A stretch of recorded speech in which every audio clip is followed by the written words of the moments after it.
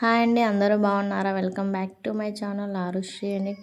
ఈరోజు మనం yummy and tasty instant dosa ఎలా చేయాలో చూసేద్దాం ఫ్రెండ్స్.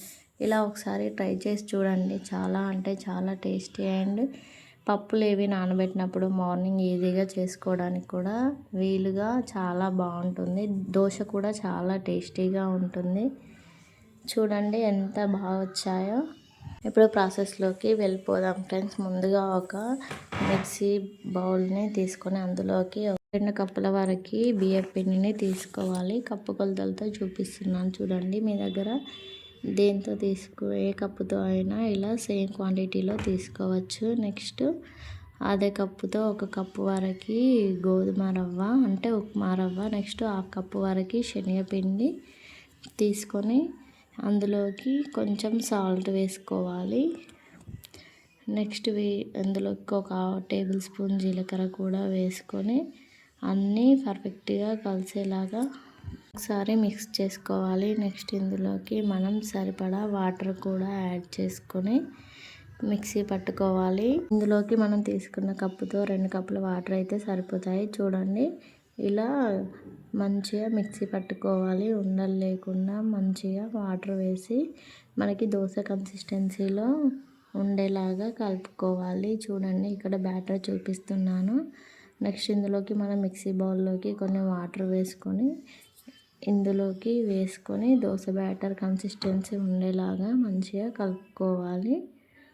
చూడండి నెక్స్ట్ ఇందులోకి మనం జీలకర్ర, ఉప్పు అన్నీ వేసుకోవచ్చు. మీకు కావాల్సినంటే క్యారెట్, ఆనియన్ అవన్నీ సన్నగా తరిగి వేసుకోవచ్చు. నెక్స్ట్ గ్యాస్ ఆన్ చేసి గ్యాస్ పైన తవా పెట్టుకొని వేడయ్యాక దానిపై కొంచెం వాటర్ వేసి చూసుకోవాలి వేడైందా లేదా అని. ఇప్పుడైతే మనకి మంచిగా హీట్ అయిపోయింది. మంటని లో ఫ్లేమ్లో ఉంచుకొని దోశ బ్యాటర్ తీసుకొని దోశలాగా వేసుకోవాలి. చూడండి ఇలా వీడియోలో చూపిస్తున్నట్లుగా వేసుకోవాలి.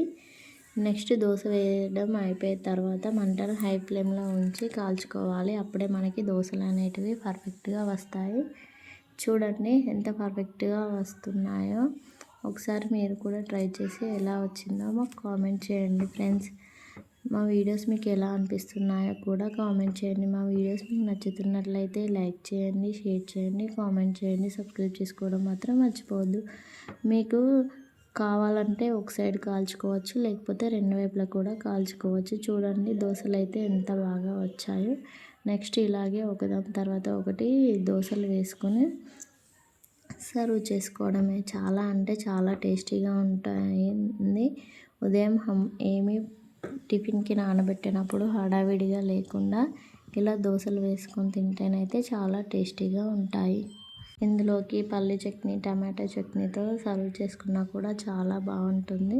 మీకు ఈ ఇన్స్టాంట్ దోశలు ఎలా ఉన్నాయో కామెంట్ చేయండి ఫ్రెండ్స్. నచ్చాయో లేదో. దోశ వేసుకొని దానిపైన క్యారెట్ తురుము వేసుకుంటున్నాను. చూడండి మనకు కావాలంటే పిండిలో కూడా కలుపుకొని డైరెక్ట్ పిండితోనే వేసుకోవచ్చు. ఇలా మంచిగా 2 వైపులా కాల్చుకొని సర్వ్ చేసుకోవడమే. చాలా అంటే చాలా టేస్టీగా ఉంటుంది ఫ్రెండ్స్. మీకు ఎలాంటి వంటలు కావాలో మాకు కామెంట్ చేయండి. అవి చేయడానికి ట్రై చేస్తాం అండి. దోశలు వేయడం అయితే అయిపోయింది. చూడండి దోశలు ఎంత బాగా వచ్చాయో. చుంచి కూడా చూపిస్తున్నాను. చూడండి ఎంత సాఫ్ట్గా ఎంత మంచిగా వచ్చాయో. నార్మల్ దోశల్లాగానే పిల్లలైతే చాలా అంటే చాలా ఇష్టంగా తింటారు. Thanks for watching. Please keep supporting friends. Like చేయండి, షేర్ చేయండి, కామెంట్ చేయండి, సబ్స్క్రైబ్ చేసుకోవడం మాత్రం మర్చిపోవద్దు. Bye friends.